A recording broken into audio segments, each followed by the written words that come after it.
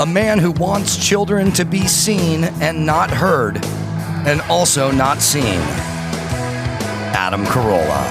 Yeah, get it on. Got to get on the show. Get it on. Welcome to the show. Thanks for tuning in. Thanks for telling a friend. Vicki and Shawn both here. Very interesting theme for a podcast. Trailer Park Diaries, and we'll get into that in a second. I guess, Vicki, I probably saw in the green room at Kimmel's Club? Yeah, Trailer Park Tuesdays. You showed up one day and dazzled the audience. It was really fun. Yeah. I don't know. I think my dazzling days are over. No, you dazzled. I had to schlep up after you and just pray for my life. I'm more in the confound the audience stage fun. of my career versus They dazzle. loved it. They loved it. So the podcast is based on actual diaries found in trailer parks? Yeah. Well, actually, we were lying about most of it, but we did find some diaries and we manipulated them, so they would work within our thing. That just sounds wrong already. We cheated a lot. We manipulated There's definitely them. some real diary involved somewhere in the show. I would guess that there's less keeping of diaries in trailer parks, I should say, versus single family dwellings. I don't know. The trailer park people are. I've been in a part of the Southern California trailer park lifestyle since 2000. So I pretty well know. She doesn't mean to brag. I can't help it though. I think that the desperation of trailer folk causes people to actually. I would think that. Not to disagree, but it's possible that you might find more like desperate writings of desperation in a trailer park. I think there's definitely more material in that environment. I just think they're less, whether or not they're less literate? described. No, they do more. They let their hands do their talking. It could be. But there were actually did reach out to people in my trailer park in our newsletter, and I did get a bunch of diaries from my park and a bunch of really cool letters that people had written that they saved, which I loved. Yeah, and also there's kind of two kinds of trailer parking now. There's the sort of Midwest Tornado Alley version that everyone looks down their nose upon. But then there's this sort of SoCal up on the bluff over the ocean. That's this one version. over here. That's a Rockford Files and Lethal Weapon. And there's been other shows where the guy lived down in Malibu, and that was cool. Yeah, I get it. I also just kind of have an affinity, like a trailer park in any town. Like when I go to Texas, I'll look for a trailer park. Like my favorite one is called Money Talks Trailer Park in Denton, Texas. I mean, it just says everything. And the people there are specifically, I think, kind of cool. And I never look at it as like down to, I just think there's a lot of interesting characters in a lot of trailer parks. All right. We'll put our fingers up. That's your quotes. code word. Interesting. Interesting. Yes. It's code word. Pedophilia. Yeah. How fascinating. God. What an endeavor. Exactly. Tell me more. So you guys both went to Acme? No, I was in Acme Comedy Theater back in the day. And I got to say, you had already been in the company. I came later, but I remember specifically one of my favorite moments is you were hosting the Acme Comedy Awards, and I think Doug had got up there and received an award, and then you went back up there, and then you smelled the microphone and you go, does heroin have a smell to it? And that was like my boyfriend at the time. We still say that to each other. Jeez, I remember I was tasked to host the Acme Awards, which I did for a number of years.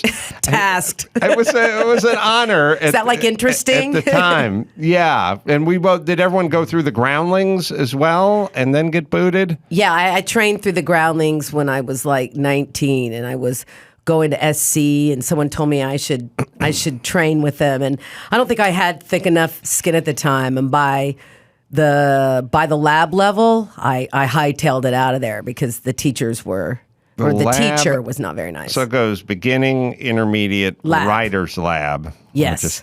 Just so you don't think there's Bunsen burners and beakers at work here. But there's Writer's lab and then advanced, and then they decide whether you're in the Sunday company or not. Whether you're funny or not, correct. Yeah, so I got booted out after advance, so I made it maybe a stage or two. You went much further than I did. But I went to Acme before there was Acme, so we just started it. Yeah, well, you guys did a good job. I mean, I had a lot of fun at Acme. We just had problems though getting audiences in. It was pulling teeth, whatever we could. Did you do it at the New One Theater on the West Side, or did you do the one in NoHo? West Side. Okay. West Side. Yeah, yes. I built the one in NoHo a million years ago, but then they moved it on out. Didn't they go back to NoHo though? I don't know. I lost track. Everything just seems like a weird dream when you get older, right? Like that. Yeah. I made a joke about heroin yesterday smelling seems like a weird something. dream. Yes. And maybe COVID has fucked us up even further. So some of the diaries are legitimate. Some are artistic licenses taken with them. Yeah, we just Correct. Yeah, otherwise, just would have gone on forever. So we had to shorten them. And we had to sort of make it more relatable to what we were thinking about. So but the intention is there, and it's just been really fun to just pretend that we live together in the trailer park. We've Which been I best would friends never, for like ever. never live in She a would trailer never park. leave Never. Beverly Hills. Yeah. But it's been fun to pretend like that. Oh, you're in Beverly Hills, Shawn. Yeah, I don't mean she to is. brag, Adam, but I rent. So in you're Beverly- welcome. You can rent. My Catholic little brother, when I was involved with that program, they moved. He and his single mom and 5 siblings all moved in this little itty bitty apartment, like technically in Beverly Hills, so Yeah. they could go to the high school. Yeah. Right. That's exactly how you do it. Except I have no kids, so I don't really, I just live in the area because I've always enjoyed that area. Never any kids.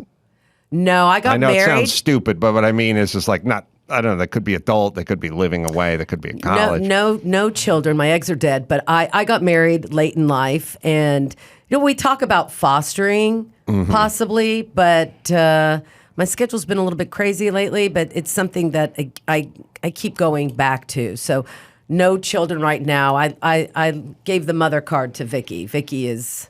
Yeah, she's like a mom to my kids, like a good mom, a classy mom. Yeah, but one who you're a knows great about mom. makeup, things like that. Yeah, really important things. What's your kind of vibe with the comedy scene about now? Everyone always asks, like, what's the temperature? What's going on? People getting whacked on stage. Comics not wanting to get into certain subjects. What do you guys are probably out on the beat a little more than I am. What's your vibe? Well, I find that, sometimes I do. I've started to edit myself a little bit more than, of course, I used to. I mean, I know some clubs I'll take more liberties at than others. But especially with this climate, I just feel like people are ultra sensitive, and there is a line there for people. I feel like it's kind of regional. Like you really feel it in L.A. True. Because when the L.A. clubs are right in sort of the epicenter of the wokeness and as progressive as you can get. But then you go to some club in Wisconsin and it's just a different. There's no comparison. It's Yeah. completely different. Like and so you wonder, like, well, if I would not do it in LA, will I do it in Alabama? What's the rule here? But the other night, like in LA, the good thing is I think the audiences are just so dying to laugh because these are the end times. It's so messed up right now. Yeah. And so the audiences are just so dying to laugh. So it's kind of super easy. Like the other night, the main room in the Comedy Store was packed on Sunday night. And like, I just couldn't help but talk about so many of my girlfriends are like, I don't even want to celebrate the 4th this year. I'm a second-class citizen. My rights are taken away. I'm like, man, I can't even get pregnant anymore. I could give a shit. And I only talked about that, but I do give a shit. But like in the beginning, I'm like, the audience kind of went, ugh! And then I had to go, no, I am concerned. But if I was anywhere else, I wouldn't have You had can to. take liberties at the store. But- Store's one of those places you can. It is, but you could still definitely feel. Yeah, would you? I feel like the Laugh Factory is the wokest, at least in my experience. Yeah. In terms of their audience, I don't know. It's not an indictment of the management or anything. It's Right. just I can feel. Versus, let's just say you have the Melrose Improv, you have the Comedy Store, you have the Laugh Factory. Everything's within 12 blocks of each other and all in the same kind of neighborhoods, all in the same patch. And I would say the Improv's looser slightly, and I guess the Store's better. Yeah. A little in terms of saying what you want to say. And for some reason, the Laugh Factory's still doing a little pearl clutching.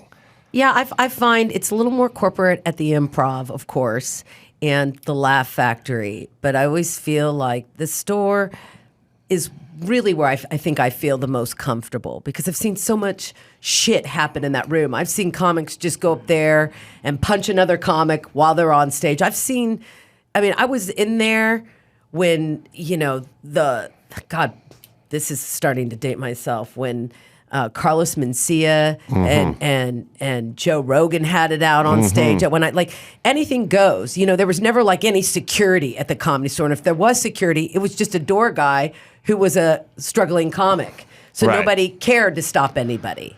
I just put together this theory, and I'll have you guys, I'll run it up your flagpole, see if you salute.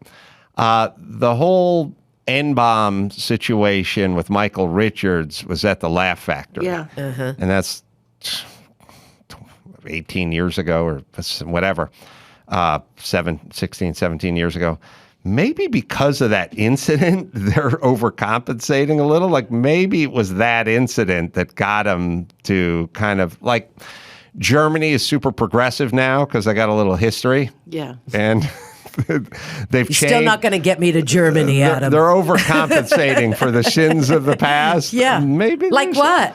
After the show, we'll open a history book and we'll get into it. Your people wouldn't understand. That's right. But maybe there is a little overcompensation because I've kind of felt it. And I've also felt it with the younger audience. When you look out and see the 25-year-olds, you're like, oh, boy. Yeah. They're going to make a noise during the setup. They used to wait for the punchline to sort of voice a disagreement. Now you go, oh, let's talk about abortion or something. Oh, boy. You hear it during the setup of the joke. And they also kind of feel like somehow they're included. They can audibly sound off during a stand-up routine. Yeah, you definitely hear it. You can definitely read the room really fast when you're treading on maybe a topic or something that not everybody is going to necessarily agree with, or if you're walking a line. They will. It's definitely the younger generation. The Z's will let you know, for sure. You can kind of actually have some fun when you go out on the road, because I do it periodically. I just go, here's a bunch of jokes I can't tell in L.A., and you've immediately won them over. They're like, thank you, Texas. You've been a great audience. Fuck L.A. And all right, tell us the jokes you can't tell. And it always gets a laugh because now they feel like it's for them and they're in on it. Yeah. So, sorry. You go to USC to become what? Well, I ask myself that every day. I went to the USC School of Theater. So I'd always, as a kid, I always acted and did characters and impressions. So I chose the USC School of Theater and went through that. And then while I was going there, I was doing some internship at a production company. And that's when one of the people that worked there told me about the Groundlings. So, because I joined an improv troupe that performed every Friday in front of the Doheny Library on campus. And we'd get a big audience, and it was a lot of fun. But, the Groundlings was really the place that kind of honed,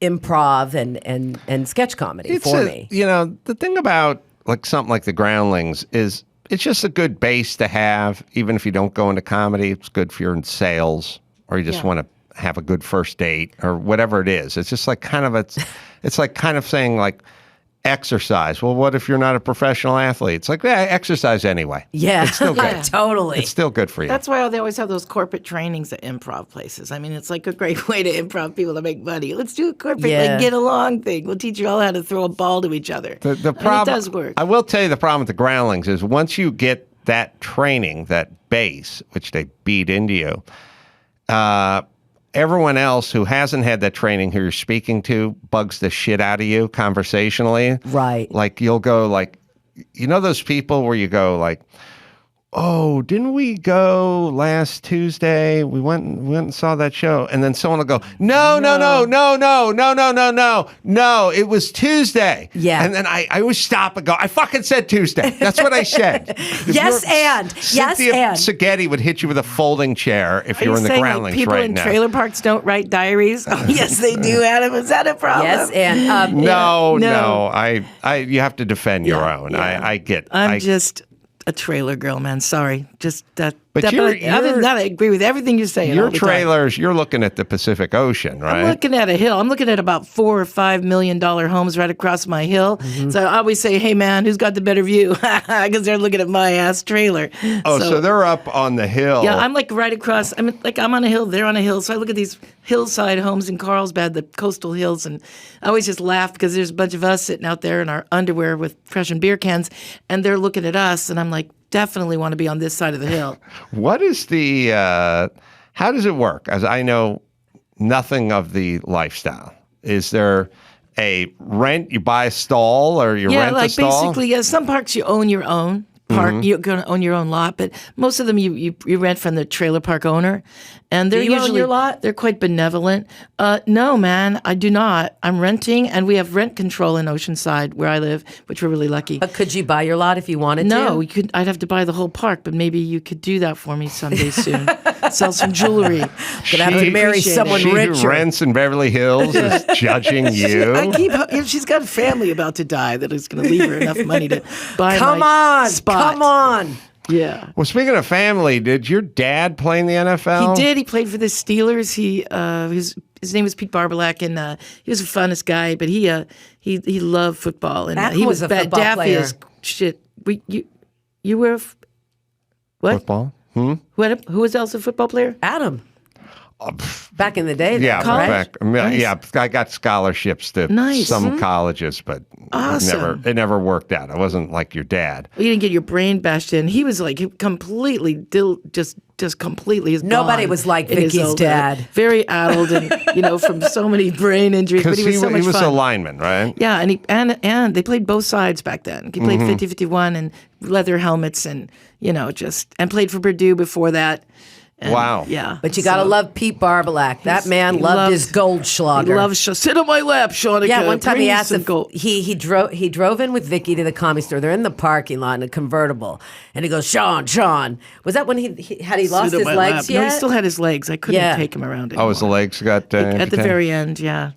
Wow, so the game really destroyed Well, that him. was from diabetes because he was like 80 and he couldn't stop eating pie and drinking Goldschlager. His housekeepers would go buy sugar-free pie and he'd go, "You eat that. I'm not eating that. I'm eating the sugar pie." Tell And he him would how never- he went out. Like He how went out, died gambling in a Gambling. casino. He loved gambling. The doctors go, "Pete, you don't have much time."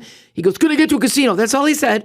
My brother comes down. We take him out to the casino. He Which says, one? Barona. And so every time I see this sign that says Barona, what would your memory be? I go, "I got one, bitch." But he was up like $7,600 and just slipped away. Happy as heck. Usually they yell, "Daddy needs a new pair of shoes" before they throw the dice, but in his case, He didn't. Daddy He's needs a new wheelchair. "Daddy." And it was like the guy who managed the Pachanga Club told me years later that he goes, "Yeah, people die in casinos all the time. We just wheel them out really fast, so you don't know." How do you know who's dead in the casino and who's not? That's was- just Especially with all the guys wearing sunglasses at the poker table now. exactly. But yeah, I always, ever since then, I'm like, I always think it was such a happy way to go. Yeah, doing what he loved. Yeah, I want to die in a bakery. I wanna die having at a threesome Sephora. with a fireman and an eclair. I have a plan, and you want to die at Sephora Yes. picking out makeup. Yes. Adam, any ideas? For me, Yeah. well, I'd like to die at home in bed, but not surrounded by loved ones. Just I'm watching TV. your enemies, like what I by like yourself? watching like the Love Boat, what I love. Yeah. What I love is not being surrounded by loved ones. That sounds threatening. You know what I mean? Right. I would like to be watching the Love Boat, Yep. like a drink in my hand, and just, Slip say away. aye to Captain The plane, Steubing the and plane. You and got then- it figured out. Fantasy Island. That's but Fantasy yeah, Island. but I'm wrong. same. Love That's all Boat. right. That's If I can stay completely alive different. long enough, we'll get into Fantasy Island. That's so funny. Can we even say the plane anymore? That's Can a we good do point. that? Hervé Can't even say it. Villachez. You can't do it. There was a guy in the NFL named Ed Podolak. It must have been related. Was it Ed or was it Pete Podolak? No, I think it was Hope Ed. it was It was Ed. Ed, yeah. Pete Podolak's Ed, dad. Ed Podolak, but your dad was a Pete Barbolak. Barbolak. Yeah, that's as close as I can get. So how many years was he in the He's show? only 2, and he separated his back in 2 parts.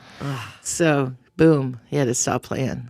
And then it was all pies and Goldschlager And then after that? he went to work for the FBI after that because he had a college degree, and that didn't last long. Somebody shot at him, and Your dad went to work for the yeah, FBI? right How after come that. You know this. I don't He know met, My this. mother and dad met in Chicago FBI. Yeah. No, I didn't know Okay. this. Well, anyway, yeah, that didn't work because somebody like shot his head. They had to wear the black suits then, and it was so obvious. So he quit that, and he became a carpet salesman for my whole life. And then we opened up our first carpet store when I was like 19. Then I worked there for 20 years till I started stand up when I was 40. Wow. Did you Yeah. have a good carpet name? It was just called Carpets, etc. And it was in the days before Yelp when you could Cetera. treat people like shit. Yeah. We were the worst carpet stores, filthy. We sold only seconds of regulars, carpet with holes already in it. It was just a dump. But it was very successful because it was very cheap. It's so funny back in the day when people just get into lines of work. Yeah. Like stopped doing this, started sales, started working did this, and then you just did it. Yeah. You didn't really think about being fulfilled by your job or satisfied even by it. I was talking to Dr. Drew about this, but a big problem is like people go to work and they want to feel fulfilled. They just don't want to fucking work anymore. They want some level of fulfillment that you're never really going to get at whatever stage of work you're at. But a lot of people are doing they're doing jobs. They're not doing maybe what they set out to do or what they dreamed of doing. I mean, It's hard to even know what you want to do. Yeah. I mean, But here's my thing. You have something you want to do or you feel like you're born to do, right? But until then, you have to get a job at a Pizza Hut, right, or at carpet store, carpets, etc., right, or what have the trailer park of refilling the propane tank. It's not the person who runs that business' fault you're not soaring with the eagles. That's up to you. So this job is not going to be fulfilling because it's the job you do before you get to your fulfilling job. If you ever get to that fulfilling job, stop taking it out on the people that are giving you gainful employment at the level before you get to where you want to get. Exactly. I mean, it's nice when you work at a place and they treat you decently and they're kind of nice. But other than that, you're right. I don't look. Even it's comedy. Like when you go to a club and you're working on a weekend, it's lucky if they are nice to you. Maybe they are, maybe they're not. Who knows? But you show up and you do your work. They could be lovely to you, or they could just act like you're in their way. That's just life. But I get it. It's not their job. It's our job, I think, to be happy inside no matter what's going on, in a way. That's what drugs are for. That's right. And that's why they serve booze at the clubs. Exactly. Yeah, I agree. I think there's too many sort of disappointed campers because they're 23 and they're not fulfilled. But you're not supposed to be fulfilled because you work at a Starbucks. That's what you do. It was like understood when I was growing up that you had a whole bunch of shitty jobs before you got to maybe a job you might enjoy. And you weren't going to be fulfilled moving boxes somewhere in the back of a liquor store. But it's a good grounding. There's so many, build something. right? And there's so many people that are just doing their job, making their good money, buying their RVs, hanging out on the weekends, and just waiting for the day they're 52 when they can hang it up.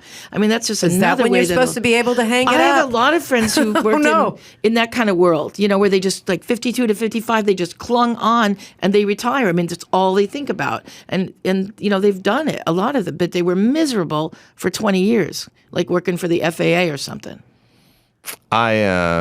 Yeah, I do. It's when you get a little bit older and you hear about people retiring at 55 or 56. When you're a kid, it's like, it's about right for the old timer. Then you get to that age and you're like, you don't have to work anymore? Yeah. I met a school teacher in Napa 2 months ago. The woman's like 60. She's like, I've been retired for 5 years, traveling the world. Yeah. I could do whatever I want. It's like, I was a school teacher for 30 years and then I retired. My stepdad worked for Lockheed. And, put in 30 years and then retired when he was, 63 or whatever it was. Like, they don't really have that in comedy. They don't have much of that in the private sector. It's kind of, but on the other hand, if you have a job and all you're doing is, whether it's a job or you're sitting watching a movie, if you're just waiting, counting the minutes until it ends, you're probably not enjoying the movie. Right. And you're probably not enjoying your job in life. Yeah. Yes. Good point. Because now that you guys are doing what you want to do, it doesn't really feel like a job, I imagine. No. Sometimes it feels like work. It can feel like work, but very rarely. Just There's that groundling training kicking in again. Uh-huh. Yeah. No, I know. There's obligation. We have to be here and do that. But for the most part, what you're doing itself. So great. But I feel like there's more of an obligation now with social media, with you're always, wanting to create content and do and be. So it's not just about doing what you like. If it's just about doing stand-up, performing, and traveling, but there's now so many different levels that come into the picture. So sometimes it can feel a little bit overwhelming. At least I feel that way sometimes. So yeah. Plus, you have to learn to edit things and work phones and shit. Like technical. You can you hire have to have a people for that. doctorate in technology to work TikTok. I mean, it's so hard for me. Ugh. I know the phone. Oh God, it's weird. I've seen my kids sitting in a home movie theater with a giant movie going on in front of them, like looking at their phone. Like there's a 14-foot screen in front of you, and there's a 4-inch screen that's in your hand, and your neck is down at the 4-inch screen.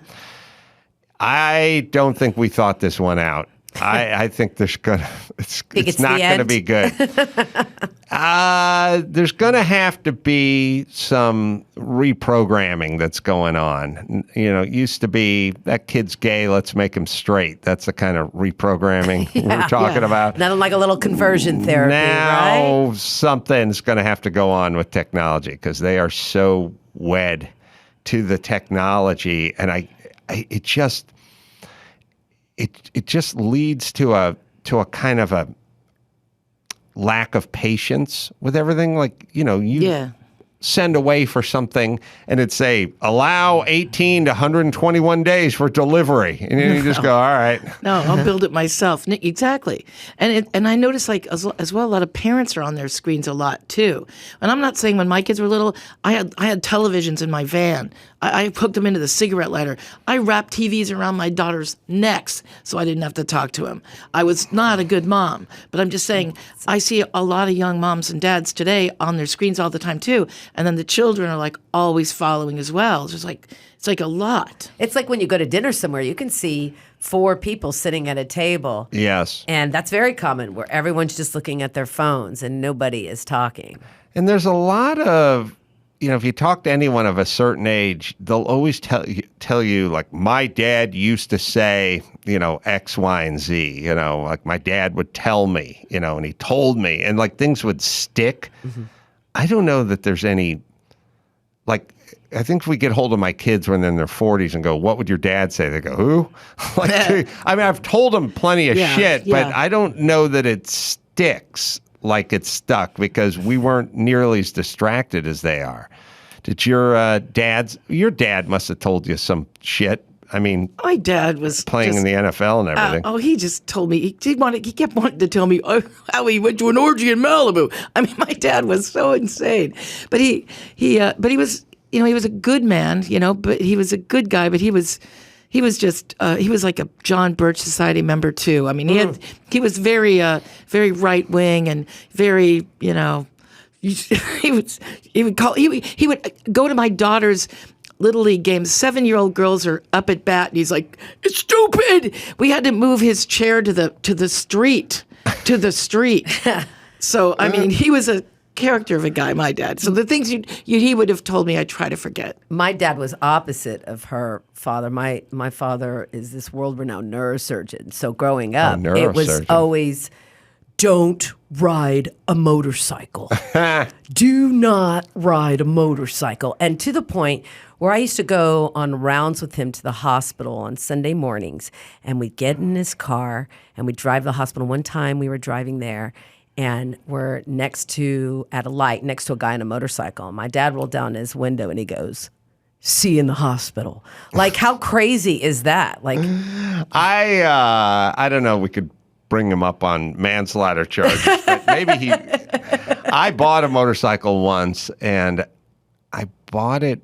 I remember being a little superstitious about riding a motorcycle everywhere because I used to ride a motorcycle everywhere, and I had some of the same thoughts your dad had, but I was poor and I just needed to get around town and I couldn't do it any better in a car. So I'd split the lanes. I'd do everything you weren't supposed to do. But I did buy one of my motorcycles from a mom, and it was the son who owned it, but she was like selling it in the recycler newspaper, whatever we had back then. And as she was selling it to me, she kept saying, I'm selling this motorcycle because he's going to kill himself on it. He's going to kill him. And then it was like low mileage, new battery, good throttle, but he is going to kill himself. And I was like, you're kind of bumming me out, lady.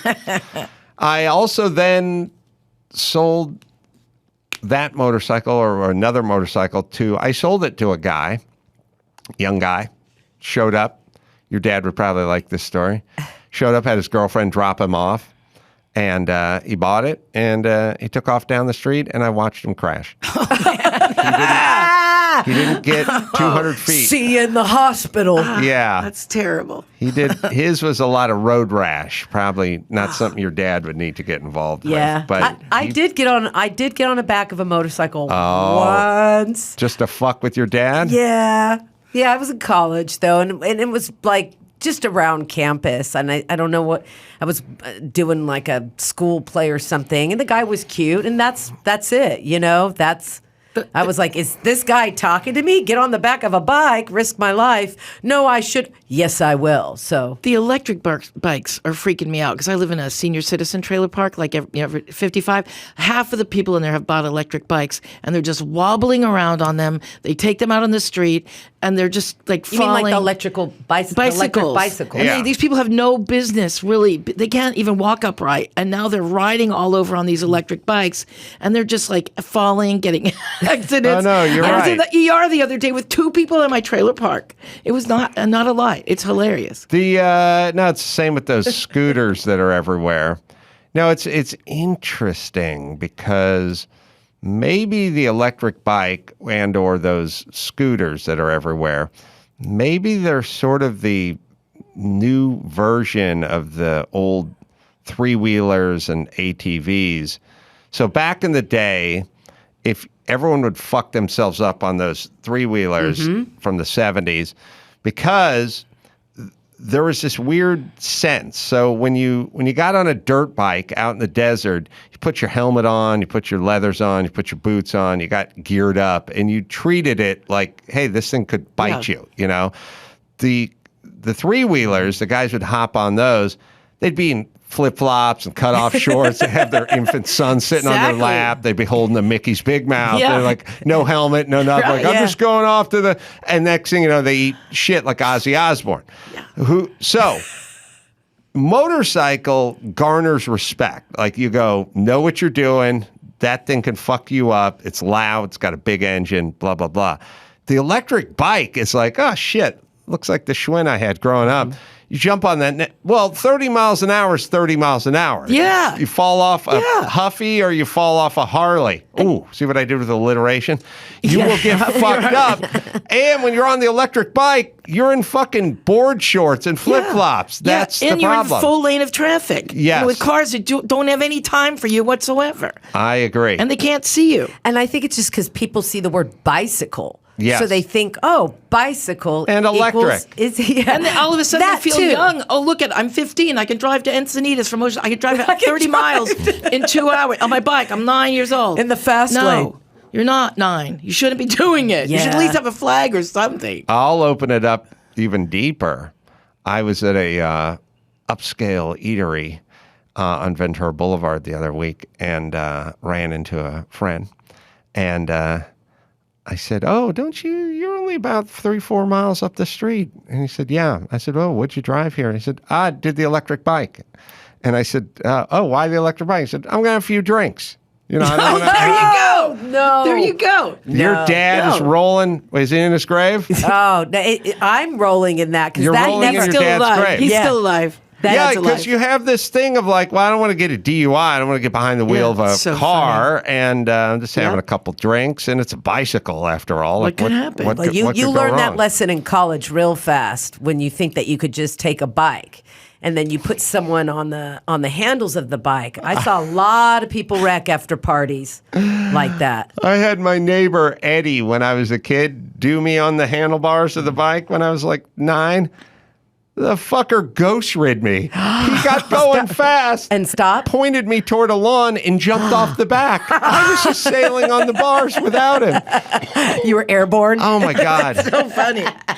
It's kind of funny, right? Shout out to Eddie.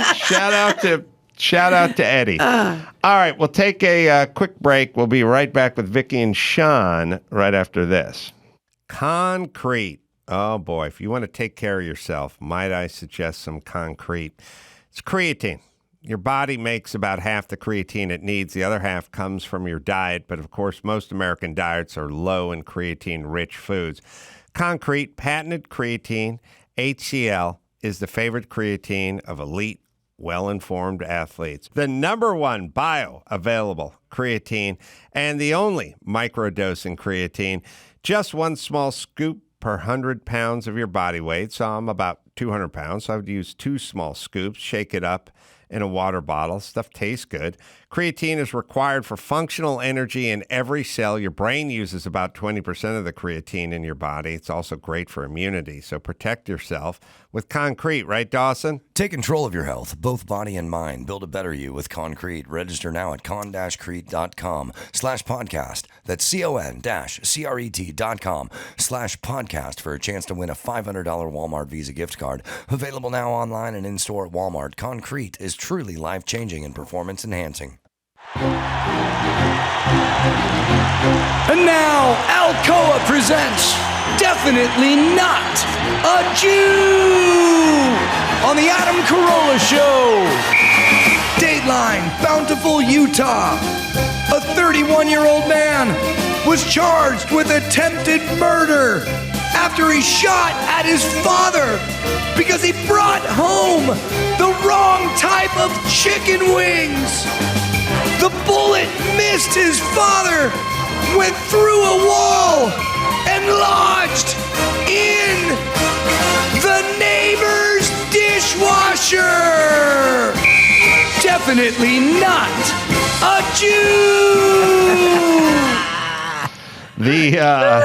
Thanks, Dawson. Good work. Trailer Park Diaries is the name of the podcast. If you'd like to seek that out, I recommend it. Vicki, you were noticed by the late, great Mitzi Shore at the Comedy Store. Yeah, I was really lucky. One night I was at the La Jolla store and just La Jolla store, yeah, right? Yeah. So because I live down there, and it was a Sunday night, and it was an open mic, and she was showcasing people, but I wasn't on that show. She just saw me there, and she said, "Put me on, put her app." And I went up there, and she motioned me over. She goes, "You're funny. You're a regular." I didn't know who she was. I didn't know what the Comedy Store was. Mm-hmm. I had no idea. So I was totally not worried that night. Everyone else was eating it because they were like showcasing. But they were all up in their head. Yeah, and I had no idea what was going on. I was like, literally, Bobby Lee was standing there in the lobby. I'm like, Bobby, what's a paid regular? And he goes, "Oh man, you're so lucky." I got passed at the La Jolla Comedy Store too. Yeah, which was random because I didn't live down there, but she was showcasing the time, and they're like, instead of showcasing in LA, you're going to showcase in La Jolla, which she didn't do that often for the people in LA. Right. So I was the opposite, Vicki. I knew who I was getting in front of, but I was allotted more time to showcase in La Jolla than I was in LA. So I had like 10 minutes to do.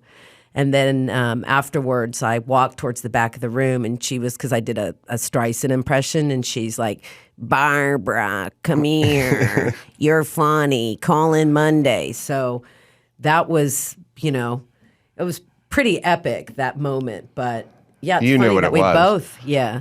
I never tell this story, but I did open mic maybe in the Belly Room 200 million years ago, and Mitzi came up to me. It wasn't like, "I'm passing you," or "You're going to be a regular," or "You're going to get paid." But she did come up to me, and it was like, "You should come back. That was good. That's you so should go to cool. the other place." I remember at the time thinking, I'm not ready.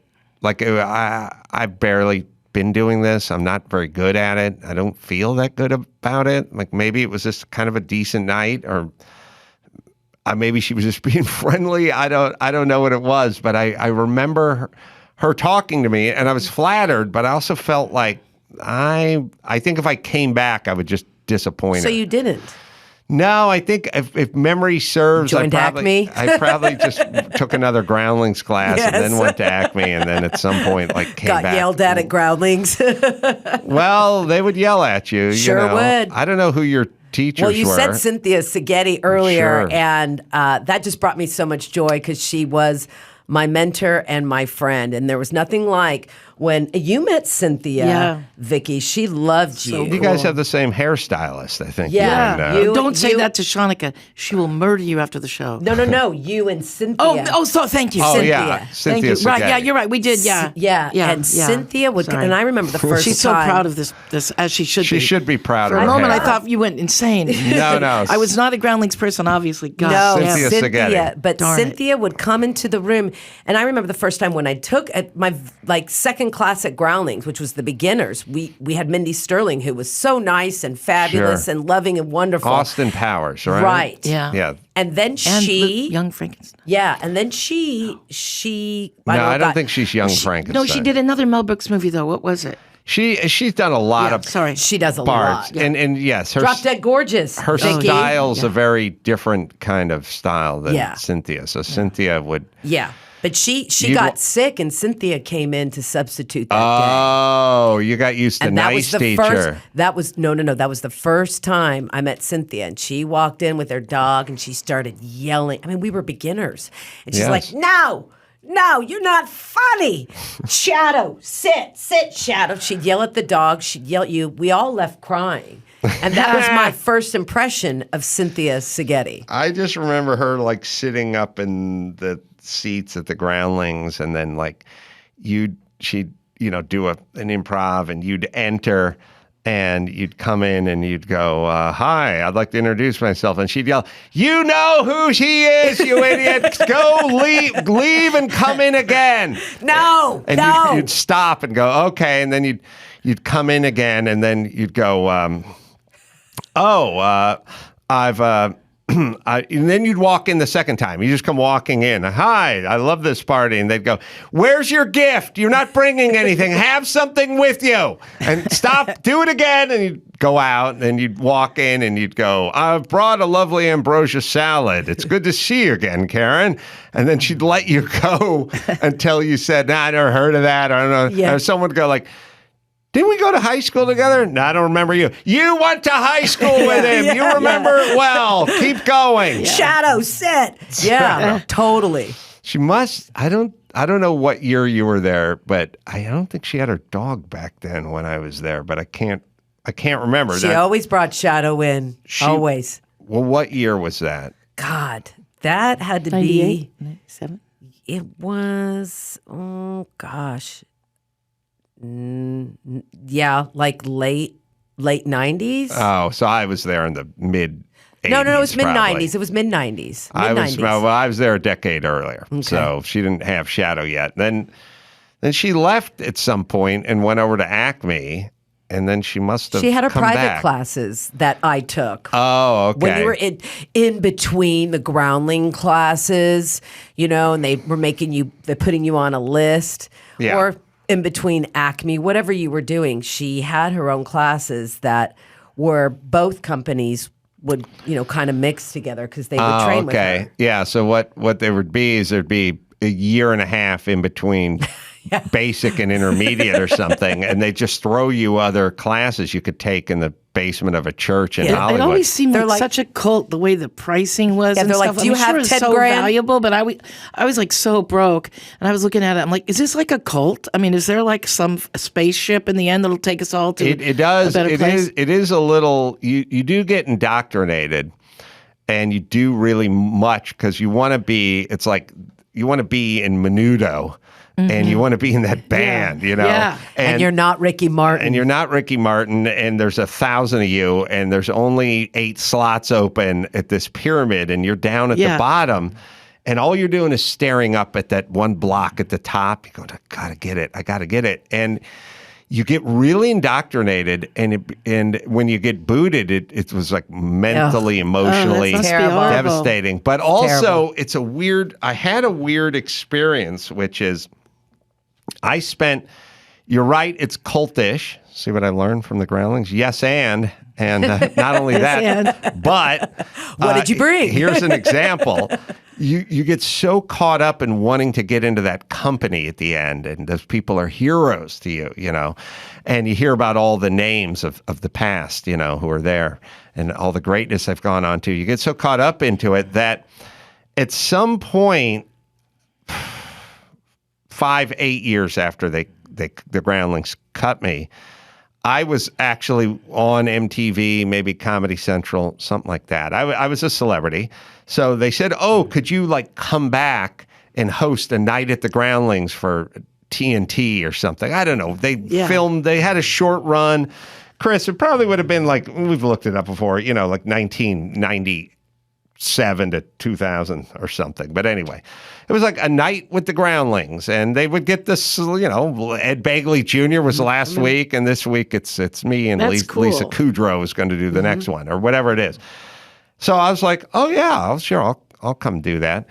And I found myself sitting in the wings of the theater with people that were not only Groundlings, but they were, out of the 16 Groundlings, they choose 6 or 7 of them to do the TV show. So there was kind of the upper crust people that were in the Groundlings, not the Sunday company, but actually Groundlings. And so we were sitting there, and they're all kind of coming up to me going man, MTV, Comedy Central, pretty cool. And I'd be like, pretty cool? You're a Groundling. And they were like, yeah, my roommate's kind of a douche, and I took a bus here, and I'd be like, what are you talking about? And they were like, you're on MTV every night. I was like, I'd give it all up and to be in the top triangle. We're struggling actors. We don't get paid. We'd like to be where you are. And I was like, me? You're a Groundling? I couldn't wrap my head around it. I was still in the cult, Yeah, I still feel that way about them. I mean, I was very impressionable at the time, and I just don't think my skin was thick enough. And I went to that 3rd lab level, and I was talking before the show, I was in class with Will Ferrell, and he was a bank teller. He was a bank teller at the time. Really? And we both talked about going to USC because I was still in school at the time. Guy, right? But he was just this really funny bank teller, and everything he did, he never had an unfunny improv, never an unfunny sketch. If they give you that exercise, you're a person at the door, you have 4 minutes, write the monologue, go. And then you write that monologue, and then you go up on stage to perform it. Yeah. And you'd see people tank, but not Will. Will was just always gold, always funny, always good. And so you watch someone knew like that. Then he was going to be the best bank teller ever. Exactly. He was going to be a bank president one day. That's awesome. He's going to run Washington Mutual. Fargo. Yeah. Was that show on TV? Was it on? I'm not finding it. Oh. No, I don't think so. Oh, it was. It was? Well, I did it. I mean, it was. They filmed it. Oh, you're hosting, the Night of the Groundlings. The show I hosted. It was called Night with the Groundlings. I remember Night of the Groundlings. At the Groundlings? Yeah. Oh, you remember watching it? Yeah. How was it? Yeah. No, you it was didn't see very mine. good. I'm I wish I could afford to be one. Yeah, it wasn't cheap, but I had this kind of weird relationship with money, which is I didn't have car insurance. I didn't have, and you had a motorcycle. I didn't have it when I had a truck, and I didn't have insurance when I had a motorcycle. Wow. I didn't have dental or medical. I didn't have a savings account. But you knew where to put your money, into the credit Groundlings. card. That's where you should have put the money. I was like, I'm going to bet on the Groundlings and myself. Yeah. And I kind of realized that, well, you could save some money or get car insurance or something, but I was sort of like, what's it all really going to be? I'd rather just kind of do what your dad would do. Just roll the dice. Do it. And give the money to the Groundlings and see if I could make a living in show business. That's what I did. I told my parents, sell the carpet store. I always think people go, you worked 20 years to build this carpet stores up, and now you're going to just give it away to your parents for their retirement because you're going to go into stand-up comedy at 40 years old, you idiot. My priest said it. Everybody said it. And I knew. You went to a priest? I knew. Well, he told he was a friend of mine. That's the best part of the story. Everyone told me not to do it, and everyone was probably right, but I still did it. And it took my 2 daughters. We bought a trailer, and we just barely made it. But I've been so happy. But it was a totally bad idea. I don't think that people realize that people are super resilient, and you'll figure out a way to not necessarily make it work, but make some version of it work. Mm-hmm. Like, you will survive. Mm-hmm. Like, you will subsist. You will eat. You will live, Yep. and you'll be doing some version of what you're talking about. Exactly. Or maybe you're doing an even better version of it than you'd even dreamt of. Yep. But I think you have to I think people get a little too like, oh, it's not pragmatic, it's not prudent. What about all the time you put in? Sometimes in relationships, people go, I put in 20 years. What am I supposed to do now? It's like, oh, you want to put in another bad 20 years? You feeding that kitty? Yes. What is that show called, Chris? I mean, there's a show called Instant Comedy with the Groundlings, but you're not credited. So Instant Comedy with the Groundlings. What year? That was later, probably, right? Yeah, 98.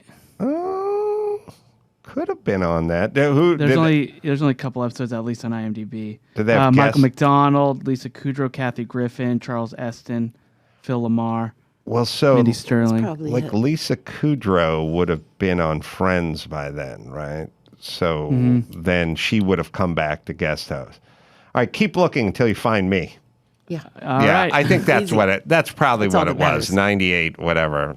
I don't know. The computer is fantastical and a little disappointing sometimes. Yeah, There's sometimes stuff it can know. miss stuff. Like, especially Yes. IMBD is kind of, I can't even say it. IMBD. Yeah, Is that what right? IMDb. IMBD, I can't even say it. But sometimes IPDU. I'll look for stuff that IUD? about things that I know but then they're not there.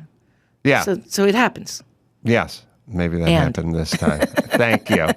So sell the carpet business, strike out on your own, get a trailer. Yeah. The trailer was to cut costs. Yeah, because I literally I figured I'll make sure that my daughters and I at least have a roof above our head. So I bought a trailer for $11,000 in a family trailer park, and 800 square feet, 1 bathroom, two girls and me. I mean, anybody caught putting makeup on in that bathroom was shot summarily because, it was just 1 bathroom. We had a makeup stand in the hallway, so we put our makeup on outside the So bathroom. I could never stay there. Sean again. But we had a great time. And my daughters were influenced by all my how girl old- comedy friends. How old were your daughters at the time? They were like 8 and 13 when we moved. 8 and 14 we moved into the trailer. Was it a tough sell for the 14-year-old? No, she was so ready to go because unfortunately her father was a bit violent, so it was time to go. Mm-hmm. And so we had to go quickly. And it was kind of like just all that. And I was like, okay. And then I realized the only way to go would be buying a trailer because we could fix our costs and we would always have a roof over our heads. And so that's what we did. And it was just a lucky move. And then I thought the girls would be embarrassed living in a trailer. And it was like opposite land. Soon everybody wanted to have their birthday parties at the trailer. It was the cool place. So it worked out. And my daughters became really successful. They graduated college. They're doing very well. They own property in Southern California. I think all because they realized they were completely on their own because they weren't getting any help from me financially because we just barely scooted by. But they were influenced by really strong women like Shanika, and my girl comedy friends had been in their lives so much, and my guy comedy friends. And they said they've been around positive influences and taught to smoke cigarettes at 12 and 13 behind my back in some cases. But I think that they ended up having a pretty fun life that I never saw coming. Yeah. Yeah. There is that element of, I always worry about it with my kids, where they kind of know there's a net under them all the time and they're never really going to have to, the wheels aren't going to come off the wagon completely because someone's always going to be there financially, at least, to... How old are your kids? Twins, 16. Nice. Twin boys? Oh, sorry, boy, girl. So cool. Yeah, there's a difference. I can tell you. 16. Yeah, yeah. So and the thing that everyone marvels at, everyone who's my age or around my age with the 16-year-olds is They don't give a shit about driving cars. No. Which is the biggest generational divide ever, because everyone I know who's older is like, I couldn't wait. I couldn't wait. I had to get out of the house. I wanted freedom. I had to get away. Had to get a car. Yeah. Yeah. And it's probably an indictment of our shitty parents or something that everyone's just dying to get away. Like, I gotta get away. My parents just were drinking all the time, so they couldn't wait to get me a car so I could drive them around. Oh, really? Yes. Oh, you became the designated. Absolutely. You fired up the Goldschlager wagon. 15 years old, I was. the Goldschlager wagon. We had a dispenser right in the car. Big cask of Goldschlager. Big gold Cadillac I would drive them around in. Was it there is a point where you start going, oh, I guess we could go out to the Mexican food place and I could have a couple margaritas. The kids are driving. Yeah, they're driving. Yeah. But why do you think it is that? Because my friends with kids that turned 16, I haven't found one of them to have the desire to get their license. Like, each friend has had to force everybody has had to force their kid at 16 now to get their license. So what do you think that is? Well, so a couple things. I wonder, because I went through this with my nephews. Like, I remember when they were 17 and just like, no driver's license, and I was like, what's up? And they're like, oh, what's up? Like what's up? So weird. And I was like, well, come over. And it was 4th of July some years ago, and one of my nephews came over, and I was like, I'll show you how to drive, and they're like, well, I don't really want to. And it was like, it was a big, beautiful, brand new Audi A7, like, you would have gone berserk if some uncle of yours said, let's go hit the open road in this V8 monster, and they're like, no. And so it said I guess there's a few things. One is there's just a general delayed adolescence thing that people are bringing into their 30s and 40s now. That's brilliant. I'm sure that's the delayed adolescence. Well, if you go, this 40-year-old chick is acting like a 17-year-old, or dressing like a 17-year-old, or talking like a 17-year-old. Well, then the 17-year-old must be thinking like a 9-year-old. Like, it's a math that keeps pushing down, And their socialization is done so much on screen. They really don't need to go out to the drive-in. We used to go to Del Taco to meet friends or whatever. Right. We would need to get a car to get away from our houses to talk to human beings. These kids, they don't need to get in a car. They can talk to their friends on their phone from home. They don't need to go out as much as we did. They don't need to. They're all like, doing Zoom business calls like we are now. But like, what about in the case of an emergency? Do people ever think, like, I never learned to drive a stick shift. But I think, like, oh my God, what if that was the only car sitting there? There was an emergency and I had to, I don't know. I think, like, in terms of action movies. That's a huge part of your brain. Yeah, you still don't know how to drive a stick. I'm going to teach you how to drive a stick. Why? I don't need to know. Because it could be an emergency one day. No, listen, I'm going to let the aliens attack me if that's the case. We're not going to get out of town. No idea. Yes. So there is that. There's the delayed adolescence or maturing. One of them, there's the phone and being able to communicate. I think I blame a lot of it on air conditioning. Like, I never had a house that was air conditioned. I was like, I gotta get the fuck out of this sweat box. It's fucking brutal in here. Like, we gotta go somewhere where there's air, or we can drive over the hill and be on the beach side, and get, like, there was a lot of, it's hot, it's small, I don't like the people in this house. We must go. My kids have a big house with lots of air conditioning and big cut TV the air conditioning. Whatever it is, they're not being compelled to leave. Right. And that's a good point. They don't seem to have that sense of urgency. But I think the number one thing that anybody of a certain age will say as it pertained to getting their license, especially in the United States, it was like, freedom. It's freedom. I can go where I want. I can do what I want. I have freedom. It was kind of this country, like, we're going to build all these interstates and people can travel from state to state. We'll open diners and motels and a network of places to accommodate these freedom-seeking Americans. And now it's like, I'm ordering Grubhub and watching YouPorn. I'm not going anywhere. That's such a good I'm just staying point. home. That the idea of cars and what they mean cars mean like death to a lot of young people because it's the carbon footprint, and they go, oh, Right. the cars are terrible. That's true. But we're like, you're right. Cars were like the savior, man, for us. Well, that's how you met a guy or somebody you It's snuck where you had out of. sex. It's where you drank and you Definitely. partied. Yeah. Like you needed a car to get out of the house to go do that shit. Yeah, to get to the mall. Yeah, it was a real in this country, like if you watch commercials for Chevrolet from like the 50s or the 60s, like open road, freedom, explore America, it's like that was a big selling point, and I just don't. And now feel when like they're people selling want cars, that. they're like, come get inside your Lincoln, and it's very quiet in there.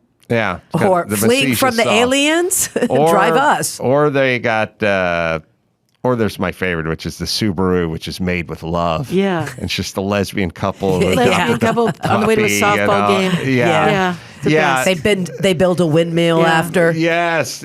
Oh, the biggest douche. But I do love Subarus. It's still the biggest douche on TV is that Kia guy. We've seen the commercial before. Have you seen the guy, good-looking bearded guy, is going to clean up the beach, make it safe for the turtles? Yeah. Oh yeah. There's Yeah. no I've seen him. No discussion of warranty No. or there used to be rust proofing and powertrain warranty. Yeah. Mileage. This is just this Quimby and his beard is going to go scrape the beach and save the turtles. This is now. That never we're at. works. And also, if you think about it, now so look at it this way. My son is 16, doesn't care about it. He doesn't want his driver's license, right? But he's looking at a commercial of some hipster guy in a beard dragging the beach so turtles can fuck, right? Right. And then it's the lesbian couple because the Subaru is made with Yeah. love. When I was growing up, I was watching commercials about Corvettes and dudes getting laid and members-only jackets and chicks' Yeah. heads. Guy driving down the street and chicks' heads turning and stuff like that, doing a burnout performance. It's like, I wanted to do that, but if I was just watching commercials about lesbians going camping in their Subaru, I'd be like, guys scraping the beach. You're right. Fuck that. Who wants a car? Who wants a car? You think I'm going to get up at dawn Electrical and go out with this? bicycles it If is. these kids could ride around and those, like the guys that I would date, they would have these big speakers under the seat. and they yeah, would the run big so loud speaker. you would have an orgasm while you were driving with the guy. And if kids could know how great that is today. Yeah. What does the commercial and say? Yeah. So my son's watching this. He's got to get up at dawn. He's got to hang out with this jack off. We got to go make ourselves a makeshift rake and then go drag the Turtle beach eggs. while someone twinkles the 88s over there in the back. So now he's cleaning up all the garbage. Yeah. And he's going to sit there and watch turtles fuck. Yeah. All right. And he's going to use a crystal deodorant under his arm. Yes. If I saw this when I was 16, I'd be like, I'm out. I'll walk. I'll Uber. Yeah, I was watching commercials where cars were cool. Yeah. Chicks dug cars. Yep. Hot chicks were jumping into the cars. You were doing stuff. Yeah. Now cars just mean you're old, I guess. All right. A somber note to go out.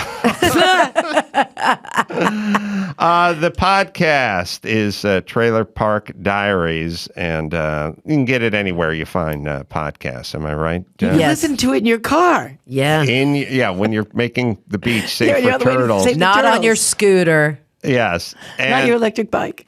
And Shawn, thank you guys for joining us so much. Piers Morgan, by the way, is going to be in the second half of the show.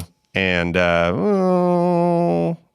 can get my new book. I'll put my plugs in on this side. Yeah. It's out, in a week or two, like maybe on the 19th or something like that. You can. No, it's out now.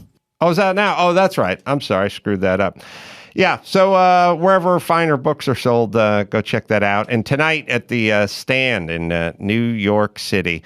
So Piers Morgan coming next. Until next time, this is Adam for Vicki and Shawn saying mahalo. The Jordan Harbinger Show, a different kind of sponsor for this episode. The Jordan Harbinger Show, well, if you're a fan of fascinating podcasts with interesting people, you should definitely check it out. Jordan's a good guy, smart guy, speaks a bunch of languages, has had a lot of life experiences.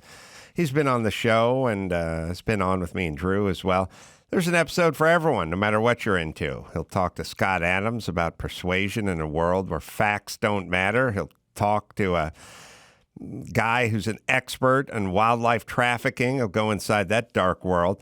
You'll always find something useful to apply to your own life, like routine changes to boost productivity or slight mindset tweaks that change how you see the world. We enjoy the show, and I think you're going to enjoy it too. And you can search it out. The Jordan Harbinger Show. That's Harb as in boy, IN as in Nancy, GER, on Apple Podcasts, Spotify, or wherever you listen to your favorite podcast. Yeah, get it on. Got to get on. No choice but to get on. Mandate. Get it on. And welcome to the Adam Carolla Show. We have a special one-on-one episode with Piers Morgan today. He's got a TV show. It's Piers Morgan Uncensored. It's broadcast on Talk TV weeknights, and it's available on YouTube. And you can find it as a podcast as well, and shoot him a tweet at Piers Morgan. Good to see you, Piers. Thank you, Adam. So let's see. I think you came into prominence, at least here in the United States, for sure, in 2011 when you took over for Larry King. Famously, I went on a rant on a local Good Day morning show out here. We went over it, and your show, No Harm, No Foul, which is nice that you have a sense of humor about it. I think you called me a chubby guy in his 50s who should be drummed out of the country. And my only objection really, and a blowhard, but my only objection really was that I was still in my 40s when you said that. So it was more the age issue that offended me. I know. As it turns out, I think I'm older than you, depending on when your birthday is, but mine's just passed. So Piers, come to the United States. You know, you start off in the UK, you come to the United States, you do Larry King's, or you take over for Larry King for about 3 or 4 years. What was that experience like for you? Well, it was pretty extraordinary experience. I mean, I had a bit of history on American television. I was actually a judge on America's Got Talent for 6 years. And then I competed in Celebrity Apprentice, the first series of that with Donald Trump as the host, obviously. And I won that, which is how I got to know Trump. And it was off the back of that, really, that I landed for me, what seemed like a dream job of replacing the great Larry King at CNN. And it was a fantastic, nearly 4 years. I did about 1,200 shows. It was incredibly exhilarating a lot of the time. I loved all the big interviews I did with people. I got into some pretty ferocious debates, notably about gun control. And I think that created a few cultural issues between me and a lot of Americans who were like, well, who is this British guy coming over here telling us how to lead our lives? I totally got that, but I wasn't going to compromise my view of issues like gun control and other issues of that kind just to pretend I was someone I wasn't. So it was an interesting experience, fascinating, enjoyable, challenging, tough at parts. And ultimately, I think a little bit of a culture clash where probably it was best for everybody that I came home for a bit. Can we agree, and I don't want to speak for you, so if you disagree, feel free to disagree. When we go back to that time, more than a decade ago now, that you took over for Larry King, we were in a place as a culture where we went, that guy doesn't like guns. I'm a gun guy, not me personally, but let's just say a viewer. So I don't like that guy. And some of that happened with you on a myriad of different subjects. We're now in a place where I go, Piers Morgan, Bill Maher, Charles Barkley, Sharon Osbourne. I don't know if I agree with them on many subjects, Ben Shapiro, but I agree that they should speak their mind, and thus I look at them as an ally, which is much different than we were a decade ago. Now it's like I may disagree with Bill Maher about 71% of the things he says. I still count on him as a friend and an ally. Yeah, I completely agree. And in fact, I feel the same way about someone like Tucker Carlson. My show's airing Piers Morgan Uncensored on Fox Nation in the States. And so I've joined the Fox family. And one of them is Tucker, who's obviously very controversial and polarizing. But I would probably agree with 70% of what he says. And not least of all, about my real bête noire, and I think this is the same whether you're Ben Shapiro or Bill Maher or probably you, Adam. Doesn't matter whether you're on the left or right or wherever you see yourself. I think we can all probably come together, the group I just mentioned, and say that we find the kind of woke insanity of this cancel culture mentality completely ridiculous in supposed democratic societies. So I think that we've reached points of agreement, even if we come from historically slightly different political positions. Yes, it feels much more authentic now in that you're saying everyone has the right to their opinion, and I'm now at the point where if you're expressing your opinion and that is in fact your opinion, then I'm a fan of yours regardless of whether I agree with your opinion or not. But you brought up Tucker Carlson. I know Tucker well. It's funny that he gets trotted out after everything that goes wrong anytime, and all the arrows and knives get pointed at him. And first off, philosophically or mathematically, our nation has 330 million people in it. His nightly audience is about 3 million people, which is impressive, but it's still just 1% of our society, essentially, or less. Or maybe he gets a 3.3 and it's exactly 1%. What do you make of every Democratic politician saying Tucker Carlson is poisoning the mind of America when he's speaking to 1% of America? Well, I think it's disingenuous, but I also think that they need a bogeyman, and they had Trump, and since Trump's been out of office, it's Tucker Carlson. And I think that's one of the problems that the left has, and I would say the liberal skewed media in America, is they over-demonize these people like Tucker Carlson, like Donald Trump and others. And when you over-demonize it, then you dilute, first of all, any impact to your opposition because it becomes so overbearing and constant. And secondly, you sort of fuel the people you're trying to demonize. You make them more popular, not less popular. So it's a rather self-defeating strategy. But I really do feel he's become the new Trump. It's like when in doubt, blame it on Tucker Carlson. Before it was when in doubt, blame it on Donald Trump. And if Trump was to win again, they would revert back to blaming him for everything. Whereas I think what America needs is less blaming from everybody, actually, of everybody else, and more policies which are actually going to improve a lot of Americans. I mean, I think that's what people are crying out for. And it's this sort of weird thing where personality, politics, and media, it's all driven by assessment of people's personalities. But actually what America needs are people who can get stuff done and fix the country. Same problem we have in the UK.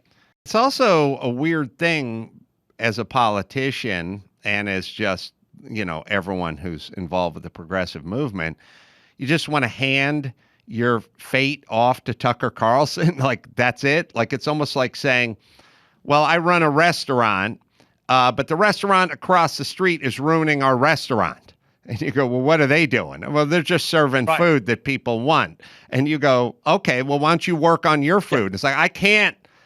We got to shut them down over there. And it's like, you do? Or how about you just make a taco that people want? I think that's a brilliant analogy, because actually all the energy that you're committing to trying to demonize the restaurant opposite yours could be going into making yours a better restaurant. And I feel the same way when the Democrats go after Trump, is if they'd spent less time just obsessing about Trump and more time focusing on policies and doing what they felt would improve the country and the people who live in the country, then they would have done a lot better. I think this has been one of the problems with politics in America, in Britain, and other countries around the world, is that if in the end you obsess with what the other side is doing all the time, to the detriment of what you would actually want to do or what you are doing, you're making a massive strategic error. The best leaders of all time have been the ones who had a single-minded belief in what they think is right and pursue that path. They don't really worry too much or get knocked off course too much by an obsession about what the other side is doing. They don't care. And that can apply in sport, it can apply in entertainment, it can apply in politics, it can apply in life. It's like the best leaders really don't think too much about other people. They just lead. So you had famously the whole dust up with Meghan Markle and Sharon Osbourne and that whole situation that I'm still having trouble. I'm having trouble processing even what went on. Like, we in this country will shit can people for next to nothing. We just will. Something is wrong with us. I don't know what happened to us.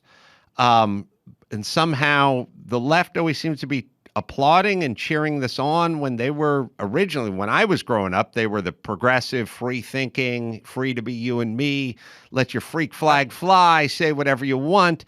And all of a sudden they've turned into McCarthyites. But that situation, can you kind of walk us through it? Because I found it particularly egregious.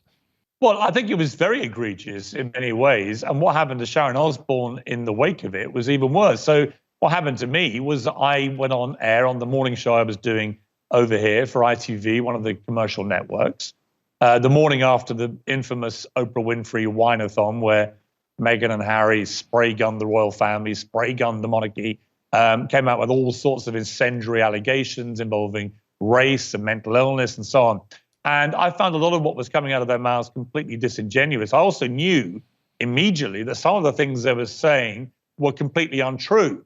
So Meghan Markle claimed the Archbishop of Canterbury, who's the senior churchman in the Church of England in the UK, had secretly married them 3 days before their global wedding. But if he'd actually secretly married them in their back garden, as she claimed, he would have committed a criminal offence and been sent to prison. So I knew immediately a lot of this stuff was untrue. And I went on air, as I used to most mornings, and said, I just don't believe a word she's saying. I'm sorry. I think that from my immediate knowledge of what she's saying that's not right, I find it very hard to believe anything she's saying. Other people on the show, my co-hosts, guests we had on, all said the opposite. They all believed everything that she was saying, and I respected their right to believe it. But to my astonishment, there was this huge campaign that began online to have me cancelled and fired for disbelieving Meghan Markle. I was accused of belittling her mental health claims. I was accused of diminishing her racism claims, even though all I said was, I want to see some evidence of this racism that she talks about, because she was very scant on detail. And in fact, as we sit here now, a year later, still no details have come forward about this supposed racism. So I felt as a journalist, my job was to at least be skeptical. But it would appear from the mob that came for me online and then began to intimidate my employers that I was expected to toe the narrative that you had to believe this. It was her lived experience, and therefore I was compelled to believe it, which I find a ridiculous notion. Anyway, the next day, I was basically told I had to apologize or I would have to lose my job, which I'd done for 5 years pretty successfully. We trebled the ratings. It was on fire as a show. And I said, well, why would I apologize for something I genuinely believe? And it then turned out, after I left that day, that Meghan Markle had written personally to the boss of ITV, my employers, demanding my head on a plate. And she was successful because ITV put me in a position of either you apologize for what you believe or you have to leave. So I left, and I've got no problem with that. I thought that was the right principled thing to do. Was supporting my own right to free speech and my right to have an opinion. But then the next day, Sharon Osbourne on the Talk in America, all she had done was tweet that I was entitled to my opinion. She didn't even say she agreed with it. And she then got jumped on the show by Cheryl Underwood, who's the black co-host on the Talk at the time, who accused her of basically supporting and endorsing someone who'd said racist things. Me. No, I'd never said anything racist, obviously. And when she was challenged, Cheryl Underwood, to say, well, what had I said that was racist? She couldn't produce anything. But it then turned out that what she meant was, by disbelieving Meghan Markle, and particularly her claims of racism, I was therefore de facto a racist. So Sharon then loses her job. So you've got two high-profile presenters, one in Britain, one in America, who effectively lose their jobs for just having opinions on shows where they were specifically employed for having opinions. That was literally, in Sharon's case, the show was called The Talk. She was paid to have opinions. I was on a show where I was hired to have opinions. But when I expressed an honestly held one, I had to lose my job. And Sharon then lost hers. I thought the whole thing was completely outrageous. And as you rightly said earlier, the complete opposite really of liberalism. Liberalism used to be that you would be tolerant and understand that people had a right to other opinions, and you would respect that, albeit you would disagree. Now, if anyone deviates from this kind of very ultra woke view of life, they have to be shamed, abused, terrorized online, and lose their jobs, and hopefully, in their eyes, be cancelled forever. And it's a very insidious thing for a democracy to allow this to be going on. Agreed. And, also what we do, at least in this country, I don't know if you guys do it over there in the UK, but we take a woman of color like Kamala Harris and we put her in a position of being vice president of the United States.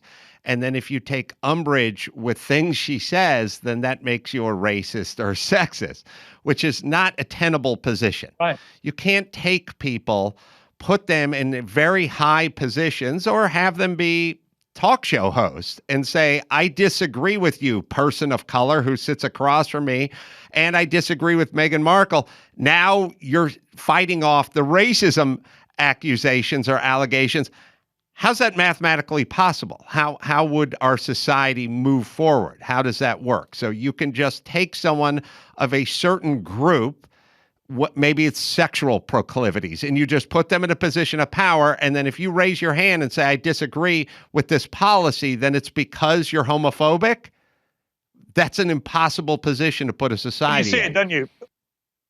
Well, yeah, you see it, I think, most glaringly right now with the trans debate. I've always supported trans rights to fairness and equality as I would for anybody. And I've been very outspoken about that over the years. But when you see what's happening in women's sport and you see trans women demolishing women born to female biological bodies in swimming pools, in big events, and you realize there's a new unfairness and inequality being created by that, then obviously we should, as a society, be saying, well, hang on, let's debate this. Let's work out a way through this. Clearly, this is not fair, and you can't promote trans fairness and equality at the expense of damaging women's rights to the same. But if you try and do that, particularly in America, you get immediately branded transphobic. And, you see Dave Chappelle, who's a brilliant comedian, even if he tries to tell a joke about the trans community, he ends up being attacked on stage.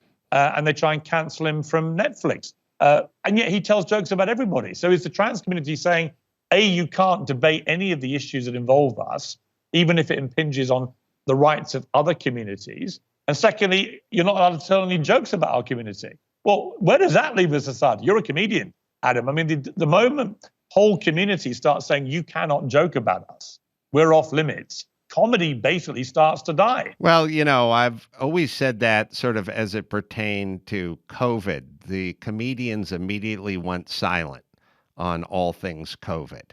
And traditionally, comedians push back against whatever the norm is or whatever's out there. So whatever is on everyone's mind, then you have to go, okay, what is my sort of alternate angle to whatever it is being pushed out there in the zeitgeist? But everyone was silent because they were all scared of being canceled. And I always said, once you get to the comedians, you've gotten to everybody.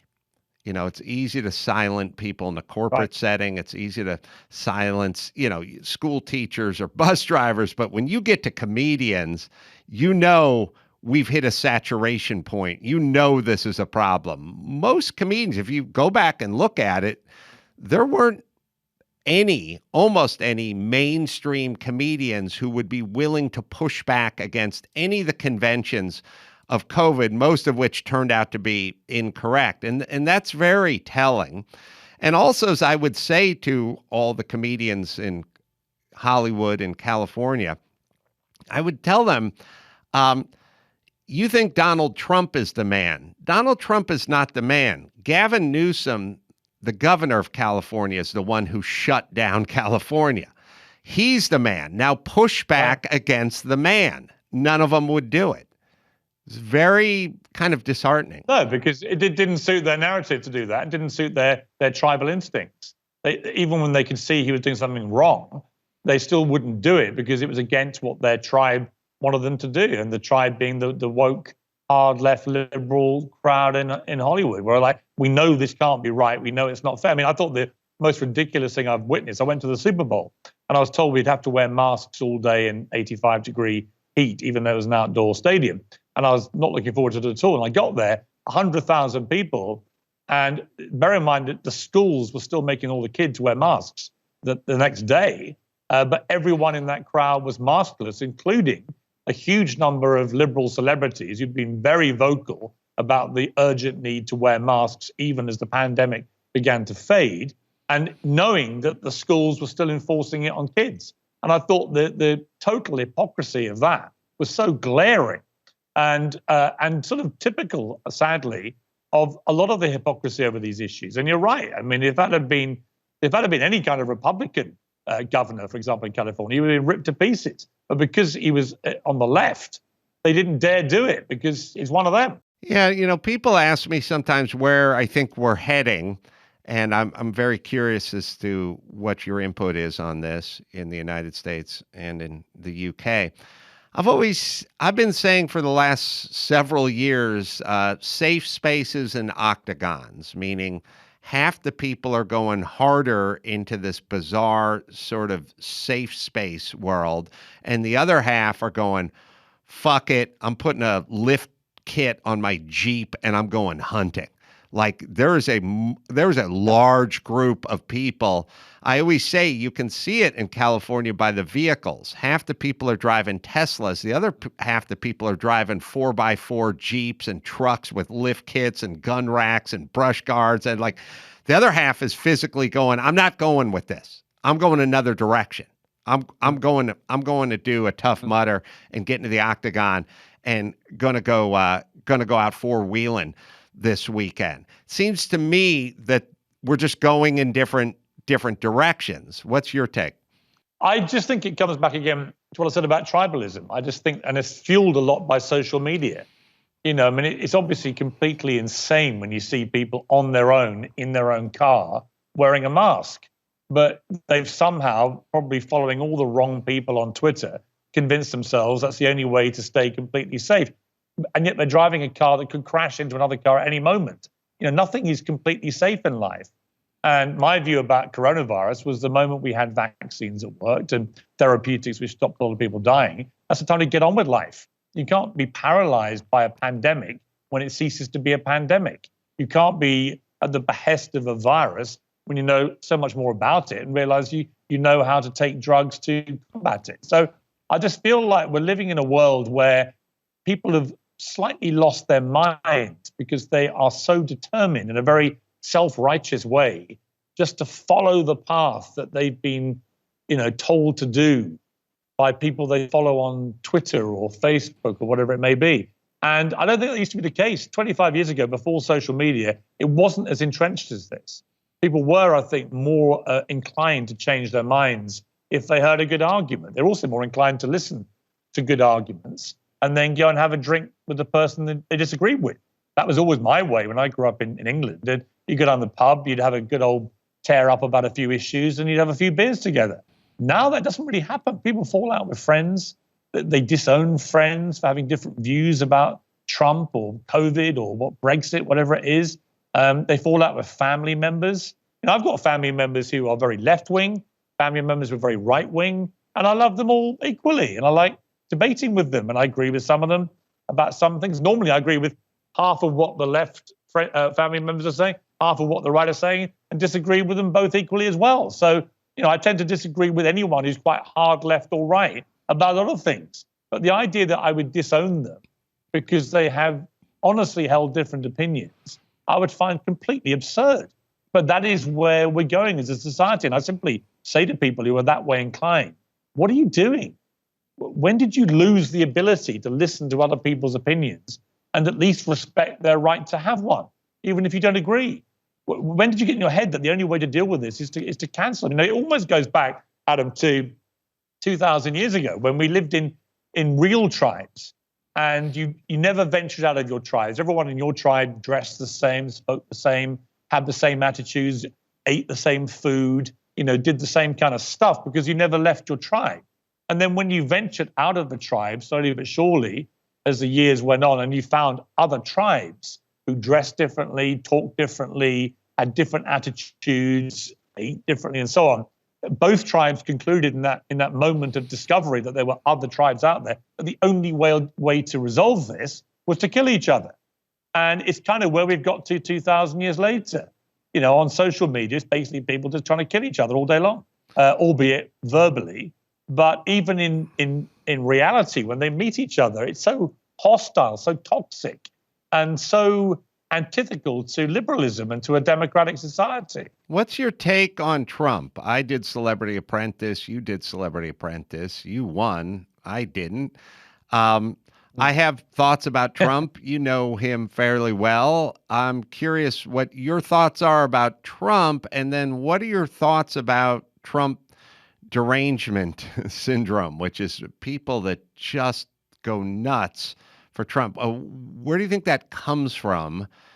And what I will preface it by saying, I think it's less about Trump and more about what's in you, that somehow this thing is triggered. He somehow triggers certain types of people to have this sort of derangement syndrome. But what's your overall take on Trump? Well, he's a fascinating character. There's been no one like him in political life ever, really. And I would say he's completely unique, to which my 10-year-old daughter once said to me, there is such a thing as being too unique, Dada. And I knew what she meant when talking about Trump. So he's a one-off.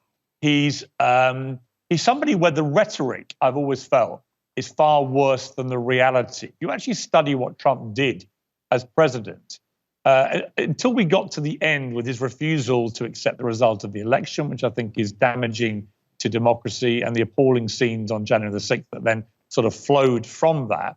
And I felt some of his handling of the pandemic was pretty awful. He shouldn't have been pontificating from the podium about, mad ways to treat yourself. It was irresponsible.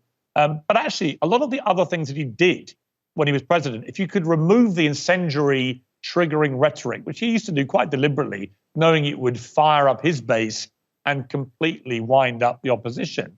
A lot of it was fairly mainstream Republican presidential stuff. In fact, if anything, you could almost categorize him as a moderate. And that's why it's going to be very interesting, I think, to see what happens now, because with the Democrats self-imploding and Joe Biden looking like he's asleep at the wheel, if they get a real shellacking in the midterms and Trump is still the favorite to be the next Republican nominee, he could become, I think, only the second president in history to get reelected, having missed out on a term. And I think that he wants to do that.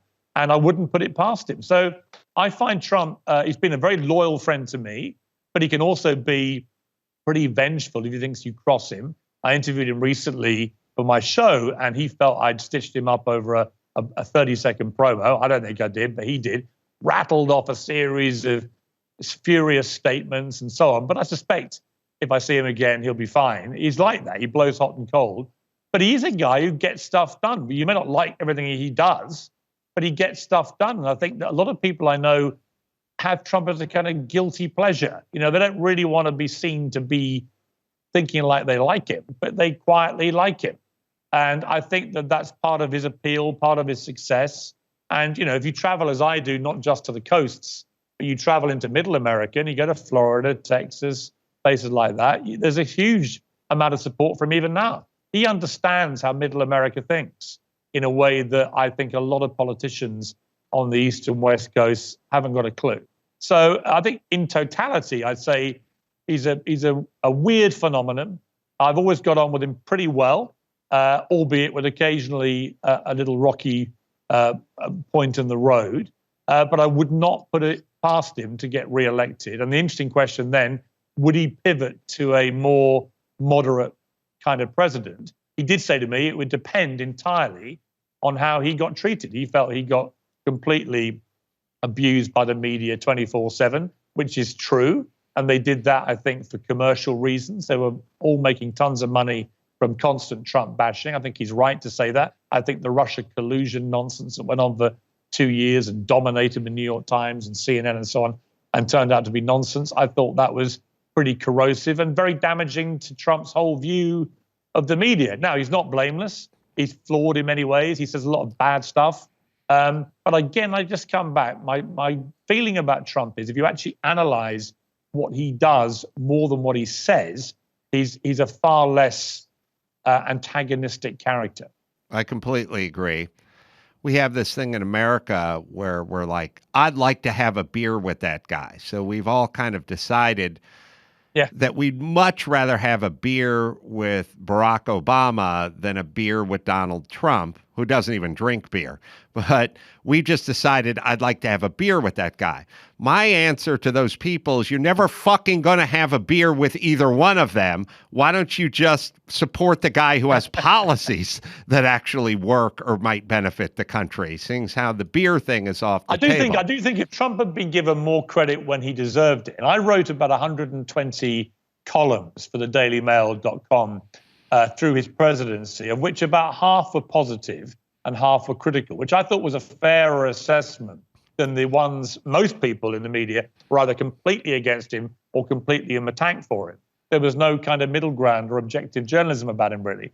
And I felt that that was a fairer picture. And I think if the media had been able to get away from its constant Trump bashing obsession and given him a bit more credit when he deserved it, then it might have calmed him down a bit with his constant attacks on fake news media and so on. I don't know that, but it's my gut feeling is that he would have been less angry all the time at the way he felt he was being unfairly treated. So I can see both sides. I mean, Trump would do stuff to deliberately wind up his opponents, including in the media, and they returned fire with great glee because it suited them either politically or commercially.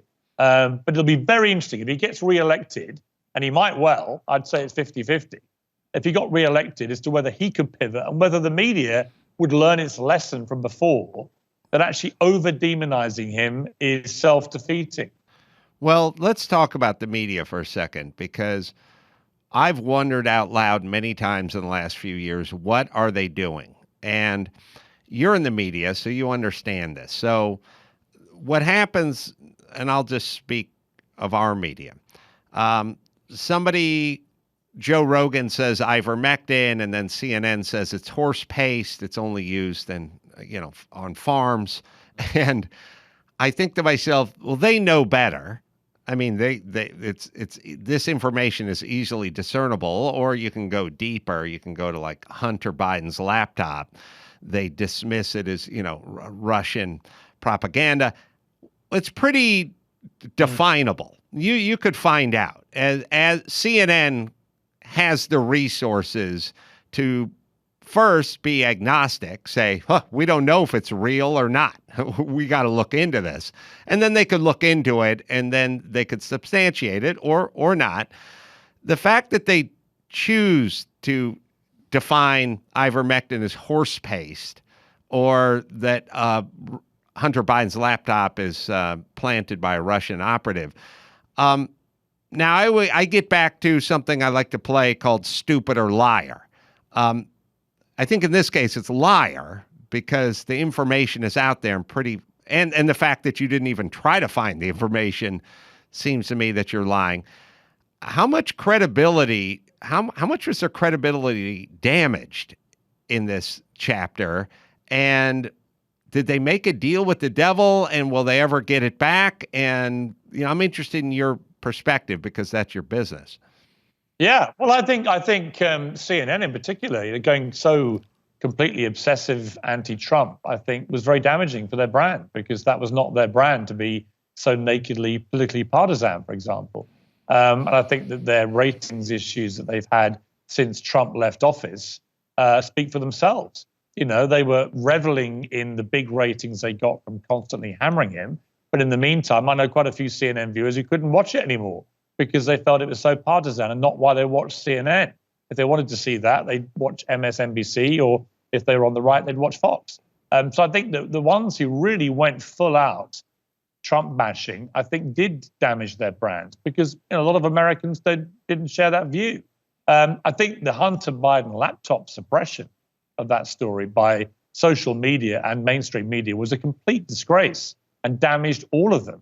I mean, the idea that Twitter removed the New York Post Twitter account for 2 weeks, I think it was, because they refused to let them promote a story that has now turned out to be completely true. was an appalling suppression of free speech by Twitter, which I know that some of their executives have now expressed regret for. But that could have tipped the election. Trump, I think, is completely wrong to say he had the election stolen from him. And he got very angry when I said that to him, based on rigged voting. There's no hard evidence to support his claims. But in relation to the potential impact of if the mainstream media and social media had allowed that Hunter Biden laptop story to be properly investigated and examined and given due prominence, that could have tipped the election Trump's way. All the polling suggests that. So I felt that was a really damaging time for the media, and the way that, again, CNN, New York Times, and others just dismissed that story as Russian misinformation. And now they calmly say, actually, it was all true, as if, well, that doesn't really matter. Actually, it does matter. You've genuinely, potentially affected the result of an election through your failure to just be journalists. My message to all of them, just be journalists. You haven't got to be in the tank for anybody, left or right. Just be journalists and get to the truth. But they like to see it as their truth now. And that's where I think, for journalists in particular, that's an incredibly damaging mindset. The Meghan Markle, my truth mindset, where facts don't really matter if you've decided your version of them is the truth. That's just not acceptable. No, I completely agree. And I say constantly, I find it curious that the LA Times or the New York Times even endorse a candidate. I live in LA. The LA Times will endorse the Democratic candidate for mayor or for governor or the presidency. They will endorse them, and then they will then write articles about whoever the Republican is that's running against them, calling them a racist. And I think to myself, well, I don't believe it, because you've endorsed a side and now you're going about your business. I don't know why you would run a news publication and do that. I don't know why you'd be an umpire in a baseball game and endorse one of the teams and then go behind the plate and call balls and strikes. I don't believe you. It's not journalism, and it shouldn't be journalism. That's not what journalists should do. But when you're so obviously partisan, how can people trust everything else you do? It's obviously going to be skewed towards your preferred candidate or your preferred politician. And that was one of the problems with Trump and the over-demonization. It helped him. It fueled him. He got 10 million more votes in the 2020 election than he got in the 2016 election. Quite a staggering achievement.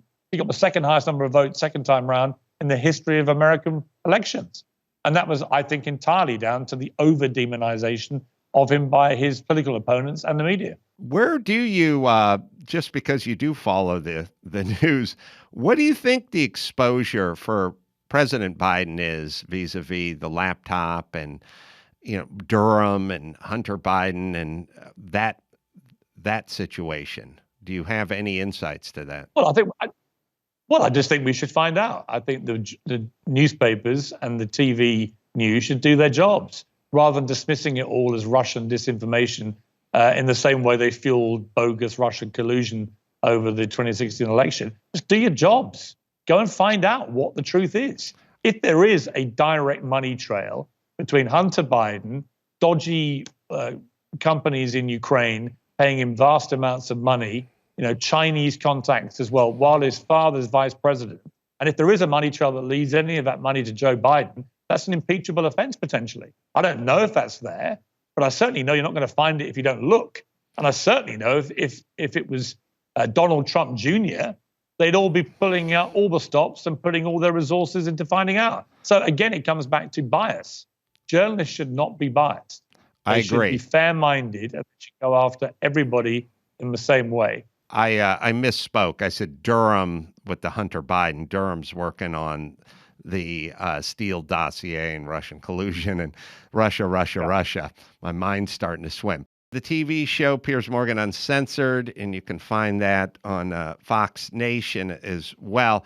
We've had a little scheduling issue. We're going to go a little bit shorter than we normally do because Piers has his show to do. And I hope we can pick up this conversation and continue it sooner than later, Piers. Oh, I'd love to. It's been really interesting. I think we share a lot of similar views about all this stuff. I think ultimately you and I would just like the media to get back to doing what they should do, which is be, non-partisan observers of what's going on in the world and getting to the truth. That's really what we want from all journalists. And I think we want politicians to be more honest too. And, and we want the electorate to be more fair-minded, to give credit where it's due, to criticize where it's due, but to tolerate other people's opinions. I mean, ultimately, that's the bedrock of any democratic society. And if you lose that, you lose democracy. I agree, and I'll add one more thing, which is, in lieu of that not happening as fast as we'd like, the public should be a little more discerning as well. When CNN and or Twitter says Hunter Biden laptop, bogus, Russian collusion, raise an eyebrow, public, and then take a little deeper dive into it. Don't just believe everything everyone's been telling you, right or left. If you hear something, you unfortunately have to put on your fedora with the press credential in it now. Sadly, we've all been deputized to become cub reporters because now when I hear a story, right or left, I think, oh, now I have to investigate. It's a sad, sad place we're all in. Totally agree. Piers Morgan, thank you very much for joining us. Good luck in your show. Pleasure, Adam. Great to talk to you. Always great to speak to you, my friend. Until next time, Adam Carolla for Piers Morgan saying mahalo. And this person was saying to me, man, this guy, like so much talent, he had so much to live for, and he killed himself. And I said to the person, but think about all the people who have nothing to live for who never kill themselves. I mean, that's a victory, right?